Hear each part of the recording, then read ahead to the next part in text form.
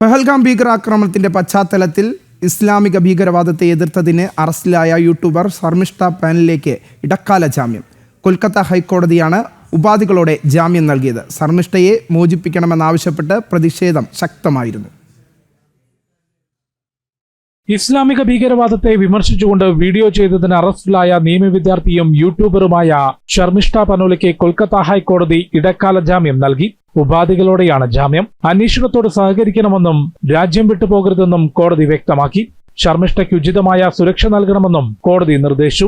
ഭീകരവാദിയെപ്പോലെയാണ് ശർമിഷ്ഠയെ Bengal police കൈകാര്യം ചെയ്യുന്നതെന്ന് ശർമിഷ്ഠയുടെ അഭിഭാഷകൻ കോടതിയെ അറിയിച്ചിരുന്നു. ഓപ്പറേഷൻ സിന്ദൂറിനെ കുറിച്ച് ബോളിവുഡ് താരങ്ങൾ നിശബ്ദത പാലിക്കുകയാണെന്നും സ്വർഗത്തിൽ കാത്തിരിക്കുന്നവർക്ക് വേണ്ടി അക്രമം നടത്തുന്നവരാണ് ഇസ്ലാമിക ഭീകരർ തുടങ്ങിയ പ്രതികരണങ്ങളാണ് ശർമിഷ്ഠ വീഡിയോയിൽ നടത്തിയത്. വിവാദമായതോടെ വീഡിയോ പിൻവലിച്ചെങ്കിലും കേസ് രജിസ്റ്റർ ചെയ്ത ബംഗാൾ പോലീസ് ഹരിയാനയിൽ ഗുരുഗ്രാമിലെത്തിയാണ് ശർമിഷ്ഠയെ അറസ്റ്റ് ചെയ്തത്. ശർമിഷ്ഠ ഇസ്ലാമിനെ അപകീർത്തിപ്പെടുത്തിയെന്നും മതവികാരം വ്രണപ്പെടുത്തിയെന്നും ബംഗാൾ പോലീസ് എഫ്ഐആറിൽ രേഖപ്പെടുത്തിയിട്ടുണ്ട്. ബംഗാൾ പോലീസിന്റെ നടപടിക്കെതിരെ പ്രതിഷേധം ശക്തമായിരുന്നു. ശർമിഷ്ഠയെ മോചിപ്പിക്കണമെന്നും ഇസ്ലാമിക ഭീകരവാദം എതിർക്കപ്പെടേണ്ടതാണെന്നും കങ്കണ റണൌത്ത് MP ഉൾപ്പെടെയുള്ളവർ പ്രതികരിച്ചിരുന്നു.